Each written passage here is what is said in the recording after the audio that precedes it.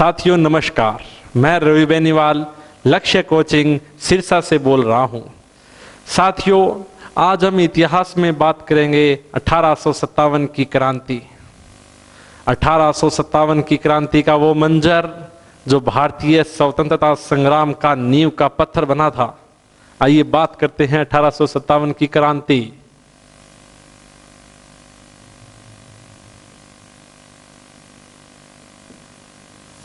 साथियों, अगर मैं ये कहूं 1857 का विद्रोह, 1857 का आंदोलन और 1857 की क्रांति, लगभग शब्द एक ही है, लेकिन शब्दों का हेर फेर है। एक होता है विद्रोह, एक होता है आंदोलन,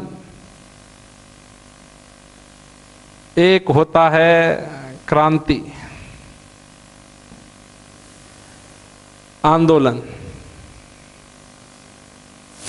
आंदोलन प्राय सत्ता के प्रति, यानी लगभग सरकार के खिलाफ, प्राय सत्ता के प्रति किसी भी लक्ष्य को प्राप्त करने के लिए की गई कोशिश, जिसमें समयावधि कम या ज्यादा हो सकती है तथा इस दौरान घटनाएं हिंसात्मक व अहिंसात्मक हो सकती है, आंदोलन कहलाता है। साथियों, दोबारा सुनिए, महत्वपूर्ण बात है, बहुत बार पेपर में पूछा जाता है। आंदोलन क्या होता है? प्राय सत्ता के प्रति किसी भी लक्ष्य को प्राप्त करने के लिए की गई कोशिश, जिसमें समयावधि कम या ज्यादा हो सकती है, इस दौरान घटनाएं हिंसात्मक वह अहिंसात्मक हो सकती है, आंदोलन कहलाता है। साथियों, एक होता है विद्रोह, रिवोल्ट। विद्रोह ये भी प्राय सत्ता के प्रति किसी भी लक्ष्य को प्राप्त करने के लिए की गई कोशिश, लेकिन इसमें समयावधि कम होती है, घटनाएं अहिंसात्मक होती है और सरकार द्वारा इसका दमन कर लिया जाता है, विद्रोह कहलाता है। प्राय सत्ता के प्रति किसी भी लक्ष्य को प्राप्त करने के लिए की गई कोशिश, जिसमें समयावधि कम होती है, घटनाएं अहिंसात्मक होती है, सरकार द्वारा दमन होता है, तब ये विद्रोह कहलाता है। एक होती है क्रांति। क्रांति किसे कहते हैं? तो क्रांति का प्रारंभिक चरण, यानी क्रांति का जो प्रारंभिक चरण होता है, क्रांति अपने प्रारंभिक चरण में आंदोलन या विद्रोह कुछ भी हो सकती है। क्रांति अपने प्रारंभिक चरण में आंदोलन या विद्रोह कुछ भी हो सकती है, लेकिन इसके पहले चरण के हो जाने के बाद यदि सरकार की नीतियों में और समाज में बहुत बड़े पैमाने पर बदलाव आ जाएं, तो उसे कहते हैं क्रांति। साथियों, 1857 के जो विद्रोह जो मंजर हुआ था, उसके बाद में बहुत सारे बदलाव हमें देखने को मिलते हैं। जैसे ईस्ट इंडिया कंपनी का खात्मा हो गया था, नए पद सृजित किए जा रहे थे, अनुपात कम ज्यादा हो रहे थे, इतने अधिक बदलाव हुए। इसीलिए 1857 के मंजर को विद्रोह आंदोलन से अच्छा होगा क्रांति की संज्ञा दी जाए, तो इसे 1857 की क्रांति। किसी भी क्रांति के होने से पहले उसके कुछ कारण बनते हैं। तो 1857 की क्रांति के भी कुछ कारण थे, और वो हम कारण पहले पढ़ेंगे। 1857 की क्रांति के कारण, साथियों, हम बचपन से पढ़ते आ रहे हैं, चर्बी वाले कारतूस। लेकिन यह केवल एक तत्कालीन कारण था, गौण कारण था। इतना बड़ा आंदोलन, इतना बड़ा विद्रोह, इतनी बड़ी क्रांति केवल एक छोटी सी बात के पीछे नहीं की जा सकती। सदियों सदियों से, सालों सालों से अंग्रेजों के प्रति जो भारतीयों के मन में ज्वालामुखी उभर रहा था वो फूटा था, उसका परिणाम था ये समय। तो इसके जो कारण थे, हम पहले कारण में पढ़ते हैं राजनीतिक कारण, फिर हम पढ़ते हैं धार्मिक कारण, धार्मिक या सामाजिक कारण, इसके बाद में आर्थिक कारण। ये तो हम छठी क्लास से पढ़ते आ रहे हैं। जब कोई राजनीतिक शब्द आ जाए, फिर धार्मिक आता है, फिर सामाजिक भी आता है, फिर आर्थिक भी आता है। उसके बाद में आता है कृषि का वाणिज्यिकीकरण। इसके बाद में आता है अंतर्राष्ट्रीय घटनाएं। एक आता है सैनिक कारण, फिर आता है लॉर्ड डलहौजी की नीतियां,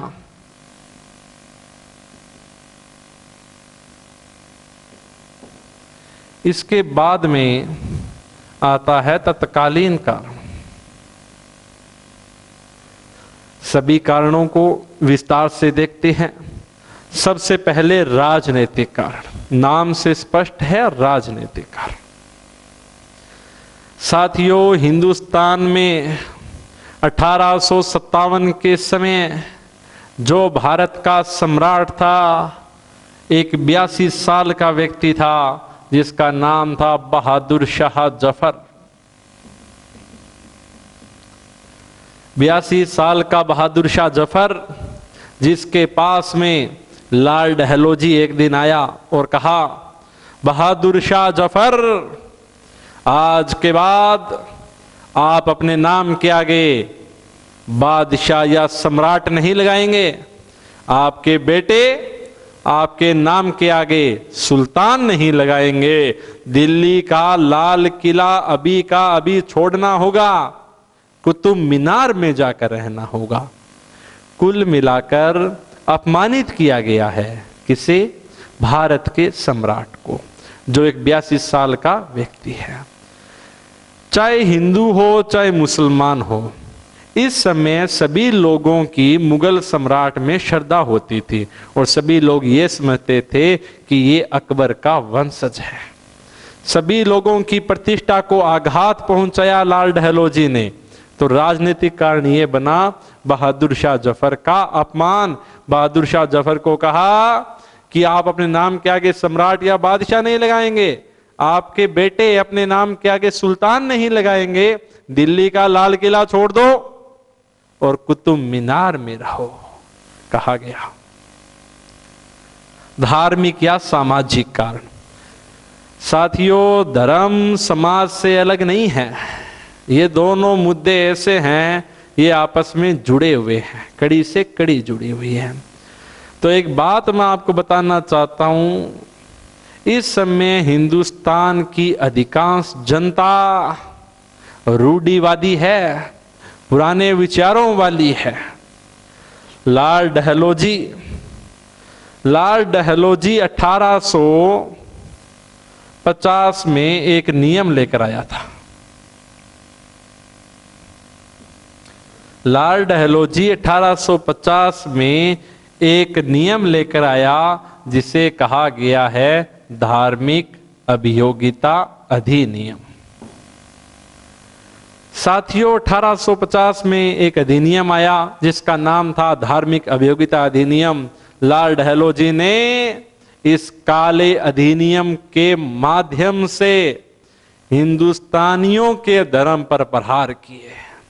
लॉर्ड डलहौजी ने कहा, उसी लड़के को ही, उसी बच्चे को ही पिता की संपत्ति में हिस्सा दिया जाएगा जो बच्चा ईसाई धर्म को ग्रहण करेगा, अन्यथा हिस्सा नहीं मिलेगा। लॉर्ड डलहौजी का सीधा सीधा आदेश था कि जो बच्चे हैं वो ईसाई धर्म को ग्रहण करें, तभी उन्हें अपनी पैतृक संपत्ति में हिस्सा दिया जाएगा। और मैं कह रहा हूं कि इस समय भारतीय समाज रूढ़िवादी है, हर एक चीज से वो समझौता कर सकता है, लेकिन धर्म के साथ कोई भी समझौता करने को वो तैयार नहीं है। लॉर्ड डलहौजी ने भारतीय देवी देवताओं को अपमानित किया। भारतीय देवी देवताओं को अपमान करने का एक भी मौका अंग्रेजों ने कतई नहीं छोड़ा। इसके बाद मैं बात करता हूं आर्थिक कारण की। दिन प्रतिदिन ईस्ट इंडिया कंपनी लूट रही थी भारतीयों को।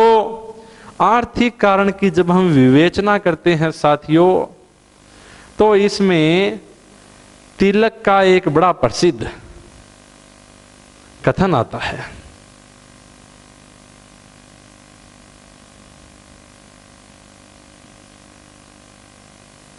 धन का दोहन, धन निष्कासन का सिद्धांत।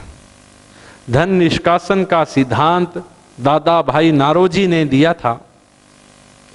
दादा भाई नारोजी ने धन का दोहन यानी धन निष्कासन सिद्धांत दिया। दादा भाई नारोजी ने कहा कि हिंदुस्तान 1857 के समय कुटीर उद्योगों पर आधारित था, यानी छोटे छोटे उद्योगों पर आधारित था। हिंदुस्तान की अर्थव्यवस्था कुटीर उद्योगों के माध्यम से चलती थी, लोगों को रोजगार मिला हुआ था। लेकिन अंग्रेजों ने हिंदुस्तान का सारा कच्चा माल साथियों इंग्लैंड में भेज दिया। सारा कच्चा माल इंग्लैंड जाने लगा। वहां से तैयार होकर वस्तु हिंदुस्तान में आने लगी, दुगने दामों पर बेची जाने लगी। कुटीर उद्योग धंधे नष्ट हो गए, भारतीय लोग बेरोजगार हो गए। और बेरोजगार आदमी क्रांति करता है। क्या करता है? क्रांति।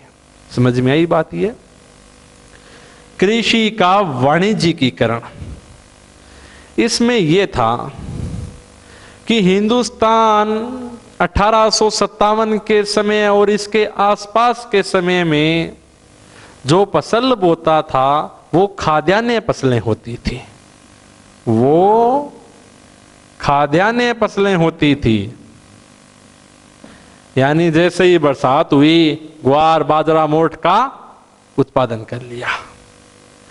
लेकिन अंग्रेज आए और अंग्रेजों ने भारतीय किसानों को कहा, उन पे कुछ ऐसे ऐसे अधिनियम लागू कर दिए। उन्होंने कहा कि आप उन फसलों को बोएंगे जिनके दाम विदेशों में अच्छे हैं। और इसका उदाहरण मिलता है साथियों, भारतीयों से जबरन नील की खेती करवाई गई। मित्रों, जहां पर एक बार नील की खेती हो जाए दूसरी फसल नहीं होती है, जमीन बंजर हो जाती है, खाद्यान्य फसलों का उत्पादन कम हो गया, भूखमरी आ गई। और भूखा आदमी साथियों क्रांति करता है। भूखा आदमी क्या करेगा? क्रांति। सैनिक कारण। सैनिक कारणों में बहुत बड़ी कारण है। इसमें सैनिकों का वेतन बहुत कम था। अंग्रेज कभी सैनिक नहीं होते थे, अंग्रेज अधिकारी होते थे। भारतीय सैनिकों का वेतन 9 से 10 रुपए हुआ करता था, अंग्रेज अधिकारियों का वेतन 60 से 70 रुपए हुआ करता था।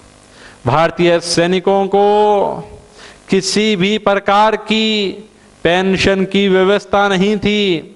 इतनी कम तनख्वाह से ही उन्हें अपने जूते, अपनी वर्दी लेनी होती थी। और तो और जो एक कहानी हुई वो एक अजीबोगरीब थी। लॉर्ड डलहौजी 1856 में एक नियम लेकर आया जिसका नाम है सैनिक भर्ती नियम। साथियों, 1856 में लॉर्ड डलहौजी एक नियम लेकर आया जिसे कहा जाता है सैनिक भर्ती अधिनियम। इसके तहत लाल डहलोजी ने कहा कि हम सेना में उसी व्यक्ति को ही शामिल करेंगे जो हमारे पक्ष में हिंदुस्तान की सीमाओं से बाहर जाकर लड़ेगा। हिंदुस्तान की सीमाओं से बाहर जाकर जो लड़ेगा हम उसे ही अपनी सेना में शामिल करेंगे। साथियों, सैनिकों के सामने दोहरी चुनौती आ गई।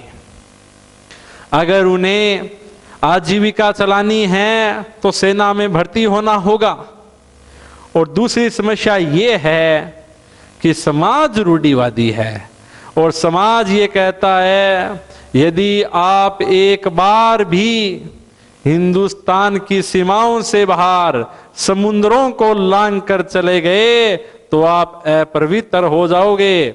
भारतीय समाज उन लोगों को कभी भी अपने वर्ग में शामिल नहीं करता।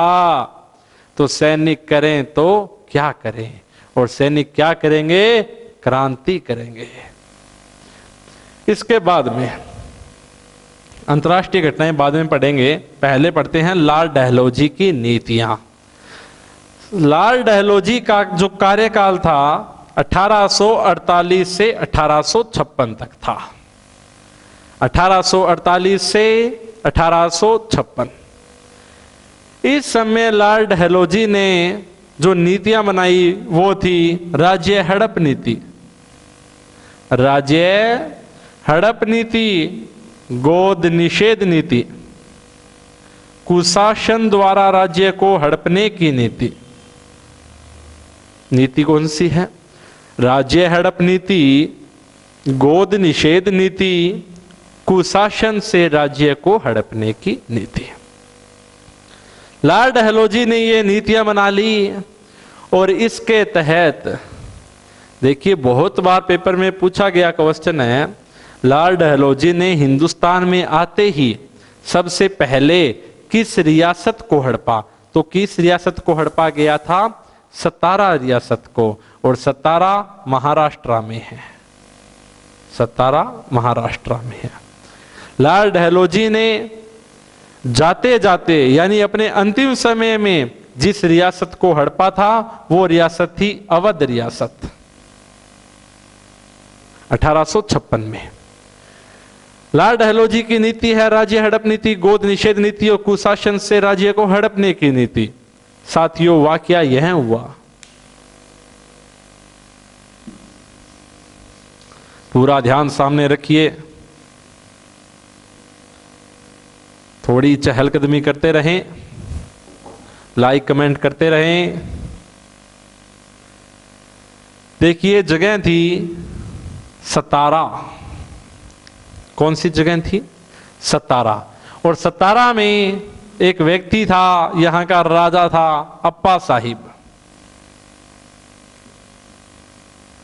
भगवान की कोई ऐसी मर्जी हुई, अप्पा पप्पा नहीं बन पाया, यानी अप्पा के पुत्र नहीं था। अप्पा के पुत्र नहीं था। जब अप्पा पप्पा नहीं बन पाया तो लाल डहलौजी ने सतारा रियासत को हड़प लिया। दुखी हुआ अप्पा साहिब। तभी यह घटना घटी पूना में। पूना में पेशवा रहते थे और पेशवा का नाम था बाजीराव द्वितीय, और जिस पर एक फिल्म भी आई है बाजीराव मस्तानी। तो पूना पेशवा एक व्यक्ति का नाम बाजीराव पेशवा। तो बाजीराव द्वितीय के बारे में कहा जाता है चीते की चाल पर, बाज की नजर पर और बाजीराव की तलवार पे कभी संदेह नहीं करते। बाजीराव द्वितीय के लिए कहा जाता है चीते की चाल पर, बाज की नजर पर और बाजीराव द्वितीय की तलवार पर संदेह नहीं करते। साथियों, अंग्रेजों ने संदेह कर लिया। अंग्रेजों ने संदेह कर लिया और बाजीराव द्वितीय के पास में अंग्रेज गए और कहा, बाजीराव महोदय बूढ़े हो गए हो, जल्दी ही जवान होने वाले हो, नहीं मरने वाले हो। तभी बाजीराव ने कहा तो मैं क्या कर सकता हूं। अंग्रेजों ने कहा बाजीराव द्वितीय, मैं आपको 18 लाख रुपए सालाना पेंशन दूंगा। हम आपको 18 लाख रुपए सालाना पेंशन देंगे, पूना रियासत को हम संभालेंगे। अंग्रेजों ने समझौता किसके साथ कर लिया? बाजीराव के साथ। समय बीतता चला गया दोस्तों, और इसके बाद में बाजीराव द्वितीय की बाजी खत्म हुई, यानी मृत्यु किसकी हो गई? बाजीराव की। और बाजीराव का नानिया था नाना साहेब,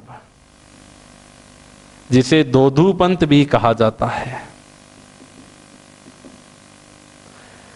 अब नाना साहेब अंग्रेजों को कहता है कि मुझे भी पेंशन दो, मेरे बाप को दी थी, मुझे भी दो।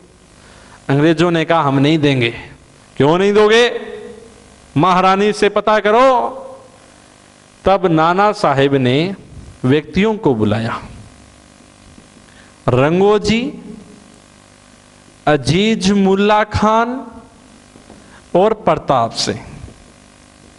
प्रताप सिंह सतारा का व्यक्ति था।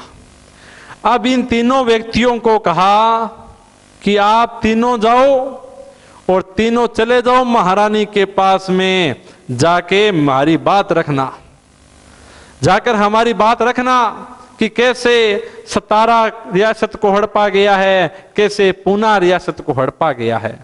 तो ये तीनों व्यक्ति साथियों कहां चले गए? इंग्लैंड चले गए। बात करते हैं इंग्लैंड में कैसे जाते हैं ये, और ये सारे कारण इसी में कंप्लीट हो जाएंगे।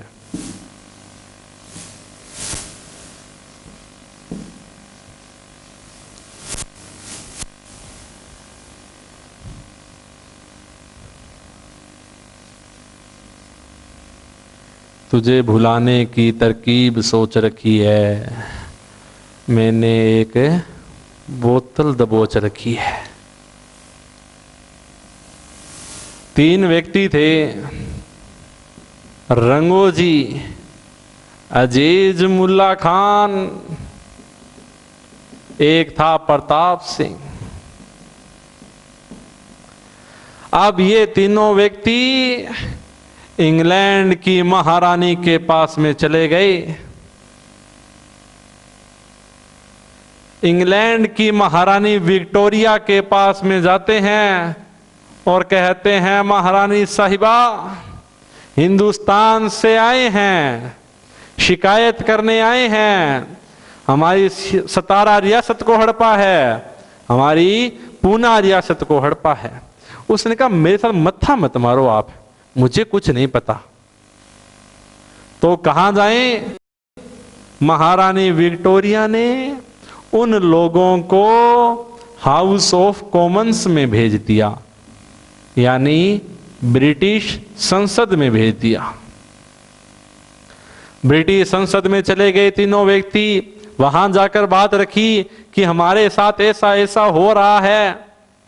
लोगों ने कहा रही बात सतारा की, तो सतारा में तो अप्पा के पुत्र नहीं हुआ और नीति चल रही है डहलोजी साहब की, गोद निषेध नीति, तब हमने राज्य को हड़प लिया। रही बात आपकी पूना रियासत की, तो पूना रियासत में समझौता हुआ था। तभी रंगोजी और अजीज मुल्ला खान ने कहा हां महोदय, हुआ था समझौता, ये रहा समझौता, देख लीजिए, इसमें लिखा हुआ है 18 लाख सालाना देंगे। अंग्रेजों ने कहा अरे ध्यान से देखिए समझौते को, समझौते में लिखा गया है कि हम बाजीराव द्वितीय को 18 लाख देंगे। बाजीराव द्वितीय की मृत्यु हो गई, समझौता खत्म। हमने तो व्यक्तिगत समझौता किया था, अब ये हमारी जिम्मेदारी नहीं है कि हम इसको बार बार करते रहें। तीनों व्यक्ति साथियों निराश हुए और हिंदुस्तान नहीं आए। इन तीनों ने सोचा कि कुछ ना कुछ अंग्रेजों के खिलाफ हमें अब करना होगा। इंग्लैंड में ही तीनों व्यक्तियों ने क्रांति की योजना बना डाली। अब ये तीनों व्यक्ति निराश होकर हिंदुस्तान नहीं आते हैं, ये चले गए क्रीमिया के मैदान में। देखो क्या कहानी होती है। मान लीजिए साथियों, मान लीजिए, बिल्कुल ऑथेंटिक मैप है ये इस तरफ अपना एशिया है। मान लीजिए यहां एशिया है और यहां पे एक महाद्वीप पड़ता है जिसका नाम है यूरोप महाद्वीप। मानना है आपको, इस तरफ एशिया है, इस तरफ यूरोप है, और यहां एक महाद्वीप है जिसका नाम है अफ्रीका महाद्वीप। विश्व का सबसे बड़ा देश रूस इन दोनों महाद्वीपों में साथियों फैला हुआ है। रूस इन दोनों महाद्वीपों में फैला हुआ है। यहां पर तुर्की है। तुर्की यूरोप महाद्वीप को और एशिया महाद्वीप को जोड़ता भी है, अलग भी करता है। तुर्की तुर्कों ने बसाई थी 14वीं शताब्दी में। उस्मान ने तुर्की की नींव रखी थी।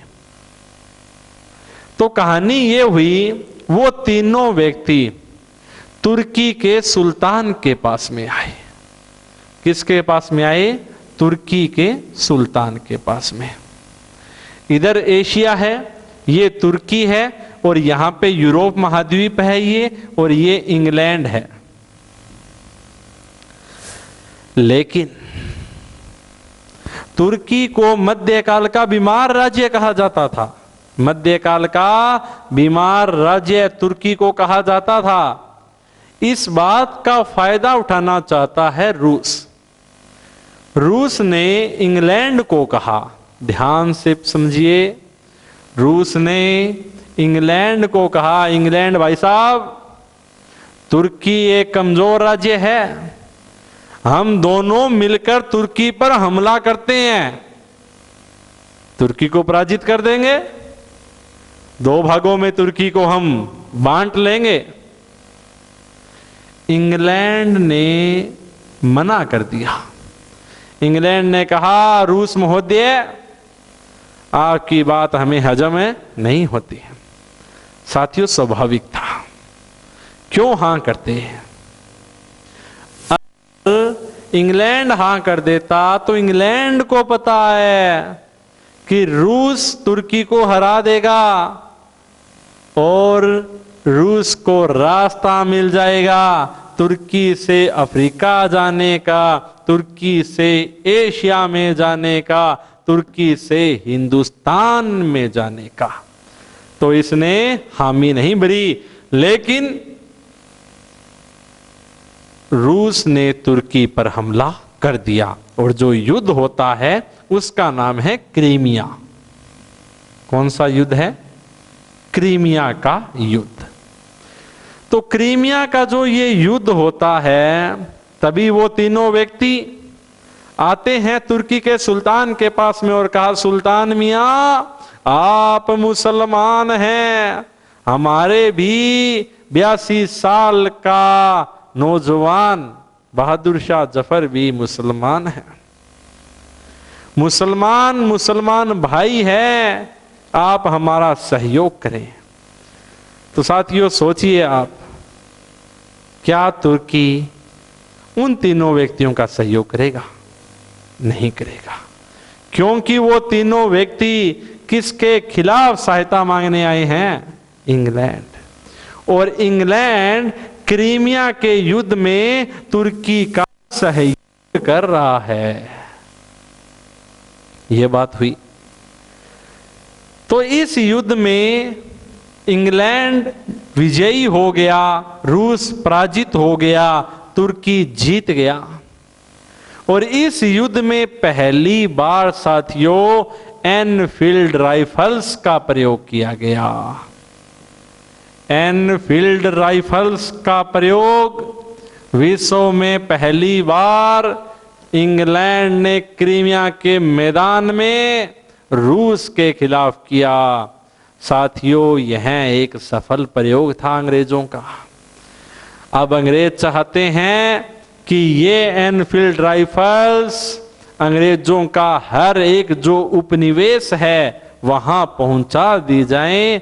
इसी क्रम में साथियों ये एनफील्ड राइफल्स हिंदुस्तान में पहुंचाई गई।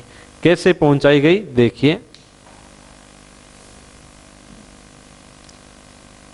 मेरी आंखों में जले तेरे ख्वाबों के दिए, कितना बेचैन हूं मैं यार से मिलने के लिए। हाँ देखिए राइफल्स थी एनफील्ड राइफल्स। अब इन एनफील्ड राइफल्स को हिंदुस्तान में पहुंचाने की तैयारी हो गई है और कहते हैं हिंदुस्तान में उस समय 4 बड़ी सैनिक छावनियां थी, जिनमें से पहली थी सियालकोट। कौन सी? सियालकोट। उसके बाद में थी मेरठ।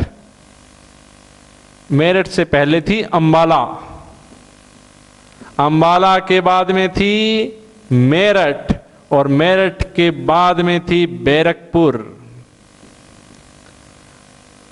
सियालकोट वर्तमान में पाकिस्तान में है, अंबाला वर्तमान में हरियाणा में है और मेरठ वर्तमान में उत्तर प्रदेश में है और बैरकपुर वर्तमान में पश्चिम बंगाल में है। चारों जगह हैं एनफील्ड राइफल्स को पहुंचा दिया गया। तो कहते हैं बैरकपुर में एक शस्त्रागार था जिसका नाम था दमदम शस्त्रागार। दमदम शस्त्रागार था बैरकपुर में, जहां पे अंग्रेजों के हथियार रखे हुए थे। दमदम शस्त्रागार में हथियारों की जो रखवाली रख रहा था वो था एक ब्राह्मण। तभी वहां पर एक घटना ये घटी, एक छोटी जाति का व्यक्ति, एक अर्दली, वहां आकर घड़े से पानी पीने लगा। और साथियों इस समय समाज रूढ़िवादी है, छुआछूत अपनी चरम सीमा में थी। तो उस ब्राह्मण ने कहा घड़े से पानी नहीं पीना है, घड़े से पानी आप नहीं पी सकते, इससे हमारा धर्म भ्रष्ट हो जाएगा। अर्दली ने कहा आपके धर्म को सुबह देखा जाएगा जब आप अपने मुंह से एनफील्ड राइफल्स के कारतूसों को खोलेंगे। उसने कहा ऐसा क्या है इनमें?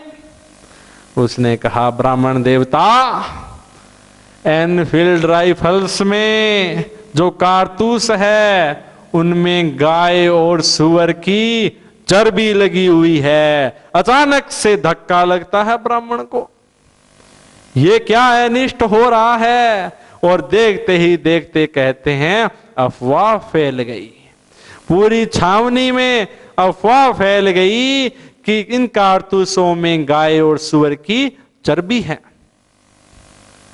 साथियों अंग्रेज 1947 तक, आजादी तक इस बात को कहते रहे कि भारतीयों ने एक अफवाह को ध्यान में रखकर क्रांति कर दी।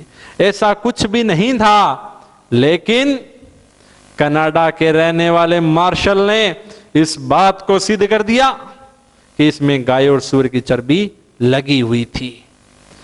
तो घटना यह घटी, तारीख थी 29 मार्च 1857 का समय, और बैरकपुर छावनी में सैनिक नंबर 34 जिसका नाम था मंगल पांडे, मंगल पांडे को कहा गया कि आप इस प्रकार कारतूस को खोलेंगे मुंह से और राइफल्स का प्रयोग करेंगे। मंगल पांडे और उसके साथी सैनिकों ने इस बात का विरोध किया। अंग्रेजों ने जबरदस्ती की, मारपीट करने लगे। तो कहते हैं मंगल पांडे ने अपने मुंह से इस राइफल्स को खोल दिया और अंग्रेजों पर ही गोलियां चला दी गई। अंग्रेजों पे गोलियां चला दी गई। कई अंग्रेजों को मंगल पांडे ने मार दिया। तभी अंग्रेजों ने मंगल पांडे को गिरफ्तार कर लिया। मंगल पांडे की साथियों गिरफ्तारी हो गई। मंगल पांडे के साथ में इसका सहयोगी था ईश्वरी पांडे। ईश्वरी पांडे को भी गिरफ्तार कर लिया और अंग्रेजों ने कहा कि आपने ये देशद्रोह किया है और आपको हम फांसी देंगे। 18 अप्रैल के दिन निर्धारित किया गया, 18 अप्रैल को आपको फांसी दे दी जाएगी। बाद में अंग्रेजों ने सोचा लंबा समय है, कहीं ऐसा ना हो इस दौरान सैनिक भड़क जाएं, और कहते हैं 8 अप्रैल के दिन ही मंगल पांडे और ईश्वरी पांडे को फांसी पर लटका दिया गया। हिंदुस्तान में 1857 की क्रांति में पहली फांसी मंगल पांडे को मिली, उसके साथ दी गई ईश्वरी पांडे को। साथियों, क्रांति का बिगुल बजने लगा। क्रांतिकारी सोचने लगे अब क्रांति की जाएगी, और मंगल पांडे की फांसी का विरोध 10 मई का दिन था। जगह थी मेरठ। 10 मई को मेरठ के क्रांतिकारियों ने अंग्रेजों को मारकर, अंग्रेजों की खिलाफत करके फिरंगी मारो दिल्ली चलो का नारा देते हुए मेरठ से प्रस्थान करते हैं और दिल्ली की ओर रवाना होते हैं। क्रांतिकारियों ने योजना बना ली कि 31 मई के दिन पूरे अखिल भारत में एक साथ क्रांति की जाएगी, एक साथ भारत में क्रांति होगी और अंग्रेजों को हिंदुस्तान से निकाल दिया जाएगा। कहते हैं 11 मई का दिन था और दिल्ली में क्रांतिकारी पहुंच गए।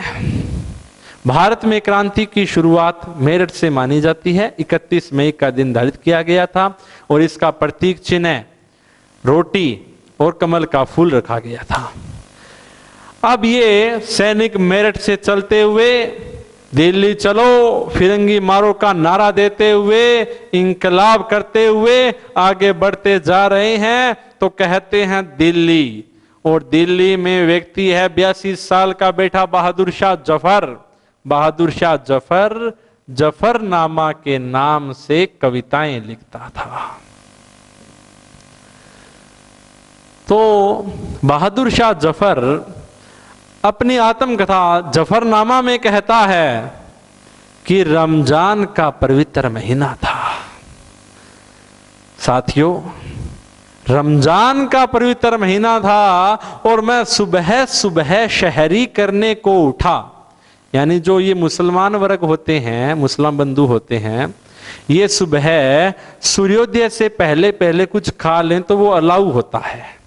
तो कहता है कि रमजान का पवित्र महीना था और मैं सुबह सुबह शहरी करने के लिए उठा, तो मैंने देखा कि सैनिकों का एक कारिंदा मेरे सैनिकों को मारता हुआ मेरी तरफ आ रहा है। मैं घबरा गया, मैंने अपनी तलवार जमीन पर ढाल दी। तभी उन सैनिकों ने कहा, शहंशाह हिंद, हम आपको क्रांति का नेता बनाने आए हैं, आप क्रांति का नेतृत्व कीजिए। यही तो मैं चाहता था और मैंने नेतृत्व को स्वीकार किया। तो 1857 की क्रांति का नेतृत्व करता बहादुर शाह जफर को बनाया गया। ये भी एक असफलता का कारण था, क्योंकि योग्य नेतृत्व नहीं था, आयु बहुत ज्यादा हो चुकी थी, फैसले लेने की और हिम्मत नहीं थी उनमें। तभी बहादुर शाह जफर ने कहा कि इतनी बड़ी क्रांति है, कल को अतीत मेरे को माफ नहीं करेगा कि एक 82 साल के व्यक्ति ने क्रांति का नेतृत्व किया। तब बहादुर शाह जफर ने बरेली के रहने वाले खान बख्त खान को बुलाया। साथियों, महत्वपूर्ण नाम है, खान बख्त खान को बुलाया और कहा कि खान बख्त खान, मैं आपको खान बहादुर की उपाधि देता हूं और आप क्रांति का नेतृत्व कीजिए। क्रांतिकारियों ने क्रांति का नेता बहादुर शाह जफर को बनाया, बहादुर शाह जफर ने क्रांतिकारियों का नेता खान बख्त खान को बनाया। अब क्रांति की कैसे कैसे घटनाक्रम रहता है देखते हैं।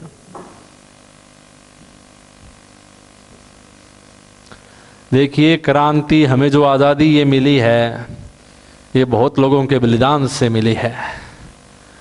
आप सभी से निवेदन है कि इस आज़ादी का गलत फायदा, नाजायज फायदा ना उठाएं और देश हित में कार्य करते रहें। राष्ट्र निर्माण सर्वोपरि है। हम कुछ जगहों का जिक्र करेंगे, जैसे दिल्ली, दिल्ली के बाद में बात होगी अवध की, अवध के बाद में कानपुर की, फिर मैं झांसी की बात करूंगा, फिर असम, उड़ीसा, जगदीशपुर, ये कुछ महत्वपूर्ण जगह है। साथियों, दिल्ली में क्रांति का नेतृत्व स्वयं बहादुर शाह जफर ने किया। दिल्ली में क्रांति का नेतृत्व करता बहादुर शाह जफर था, लेकिन थोड़े ही समय बाद अंग्रेज अधिकारी थे सर निकलसन, और एक का नाम था सर हडसन। इन दोनों व्यक्तियों ने क्रांति का दमन किया और बहादुर शाह जफर को हुमायूं के मकबरे से गिरफ्तार कर लिया।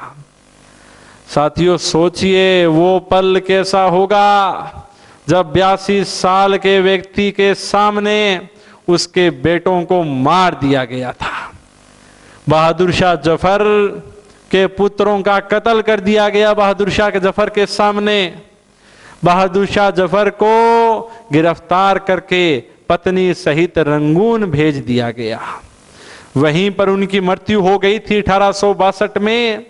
बहादुर शाह जफर के दरबार में रहा करते थे गजलों के जनक मिर्जा गालिब। मिर्जा गालिब को जिस दिन इस बात का पता लगा कि शहनशाह हिंद नहीं रहे, तो उनके मुंह से अनायास ही निकल गया, कितना बदनसीब है जफर जिसे अपनी की मातृभूमि की 2 गज जमीन भी नसीब नहीं हुई। कितना बदनसीब है जफर, उसके मुंह से निकल गया। मिर्जा गालिब गजलों का जनक जिसे कहा जाता है, दिले नादान तुझे हुआ क्या है, आखिर इस दर्द की दवा क्या है। वो गालिब अवध की बात करते हैं। साथियों, अवध में व्यक्ति था वाजिद अली शाह। वाजिद अली शाह और अवध के नवाब अपनी नवाबी के लिए जाने जाते हैं पूरे हिंदुस्तान में। अंग्रेज इतने क्रूर थे कि उन्होंने एक नवाब से उसकी नवाबी छीन ली। उस पे कुशासन का आरोप लगाया कि आपसे अवध रियासत नहीं संभाली जाती है, आपसे अवध रियासत नहीं संभाली जाती है, हम अवध को चलाएंगे। कुशासन का आरोप लगाया गया। वाजिद अली शाह एक स्वाभिमानी नवाब था, उसने कहा अब हम सफर करते हैं, और ये व्यक्ति अवध छोड़कर ही चला गया। दिल्ली के मुसम्मन बुरुज में स्वयं को एक कमरे में बंद कर लिया। इतना अधिक दुख था इसके मन में, अपने आप को कमरे में बंद कर लिया, कभी आवाम से रूबरू नहीं हुआ। और एक काली रात थी जिस दिन वाजिद अली शाह ने आत्महत्या कर ली। तो इसके बाद में यहां से क्रांति का नेतृत्व इसकी बेगम ने किया, बेगम हजरत महल ने किया। तो बेगम हजरत महल, बहादुर शाह जफर की पत्नी का नाम था बेगम जिन्नत महल, और यह है बेगम हजरत महल। बेगम हजरत महल को महक परी भी कहा जाता है। बेगम हजरत महल ने अपने बेटे दवारिस के साथ में क्रांति का नेतृत्व किया। और लॉर्ड डहलौजी ने कभी कहा था अवध रियासत के लिए कि हमें पता है ये चेरी का गिलास हमारे ही मुंह में गिरेगा, क्योंकि सर्वाधिक चेरी कहां होती है? अवध में। क्रांति का नेतृत्व बेगम हजरत महल ने किया। कानपुर की बात करते हैं तो जैसे ही नाना साहब या दोदू पंत से पूना रियासत छीन ली गई थी, वो कानपुर में आ गए। कानपुर में जगह थी बिठूर, बिठूर में आ गए। बिठूर से नाना साहब ने क्रांति का नेतृत्व किया।